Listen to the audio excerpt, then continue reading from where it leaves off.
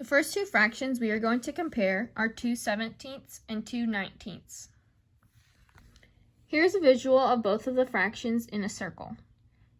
When just looking at these two examples, it is hard to tell which of the filled in shapes takes up more room. The numerator tells us how many pieces of the whole are shaded or not shaded, depending on the problem. The first thing I notice is that the numerator, or the top number, is the same on both fractions.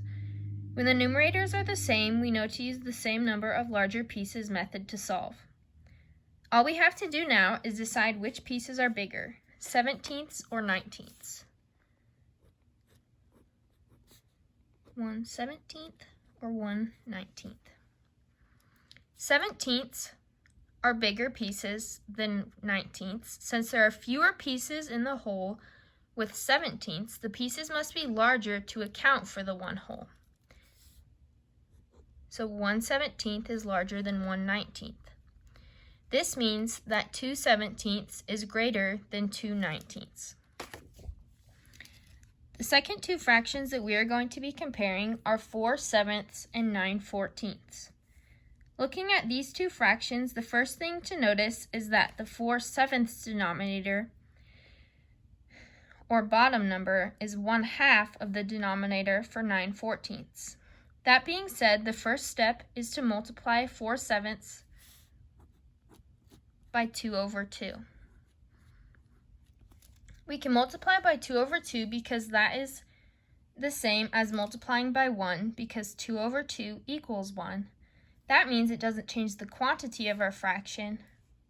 It just changes how the fraction looks.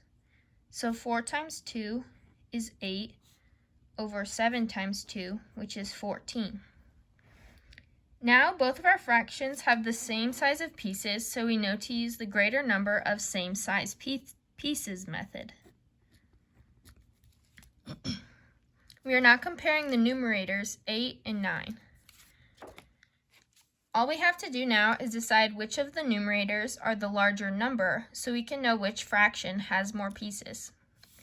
8/14 is less than 9/14, so that means that 4/7 is less than 9/14 because 8/14 is equal to 4/7.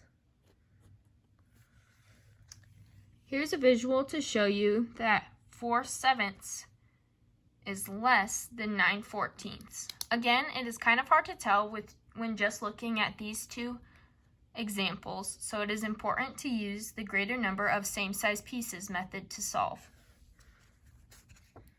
The next two fractions that we are going to be comparing are 17/19 and 13/15. The first thing to notice about these two fractions is that they are both 2 pieces away from one whole. This means we'll be using the benchmark method, with the benchmark being 1. Since we have discovered that both fractions are 2 pieces away from the whole, we can look at these fractions as 2/19 and 2/15. This is where it can get a little tricky because we need to think of these fractions as the part of the whole that is missing. As we discovered in the first problem, a smaller number in the denominator means that the pieces of the whole are bigger. So when we compare 2/19 to 2/15, we know that 2/15 pieces are bigger.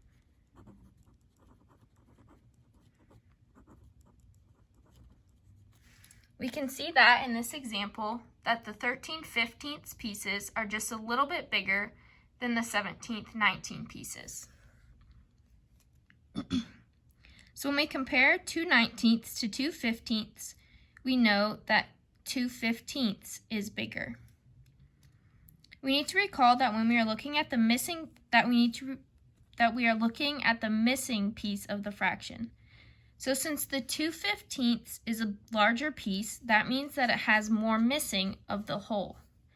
So now we have to think about the part of the whole that is still there, or the part that is not missing. Since 2/15 has more that is missing, that means it must have less that is still there. So we have now discovered that 17/19 is greater than 13/15.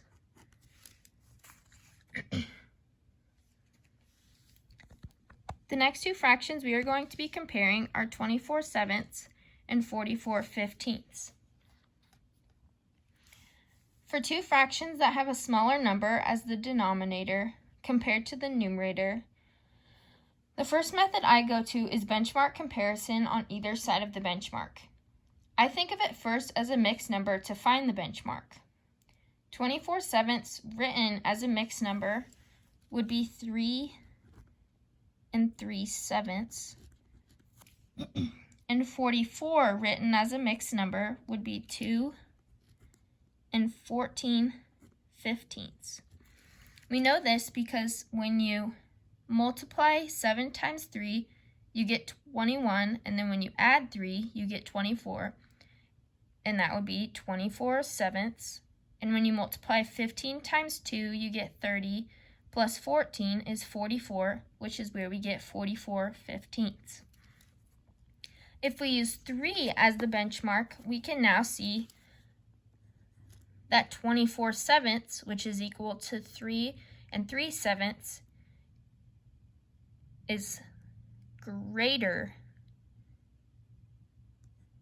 less than 3, that is greater than 3, and 2 14/15 is less than 3 because it's only one piece away from 3, so it's still less than 3. So 24/7 is greater than 44/15. Here's a visual for this problem. Here we can easily see that 24/7 up here, 24 pieces are filled in. There's 3 whole pieces that are filled in, while down here we can see that there are only 2 holes that are filled in. The next two fractions we are going to be comparing are 2/9 and 3/8. The only method we have left to work with is larger number of larger pieces, which works out great for these two fractions.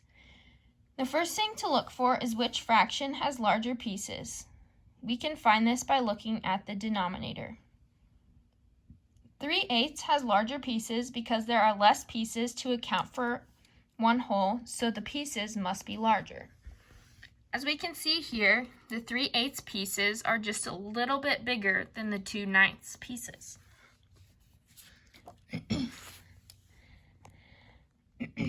Now looking at the amount of pieces, which we find by looking at the numerator, we know that 3/8 also has more pieces. If something has larger pieces and a larger number of these said pieces, it is pretty obvious that one must be larger. So 2/9 is less than 3/8.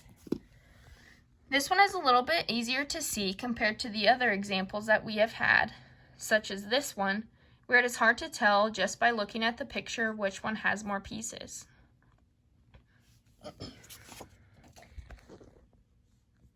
We have now showed an example of comparing fractions using all 5 of the methods used in class.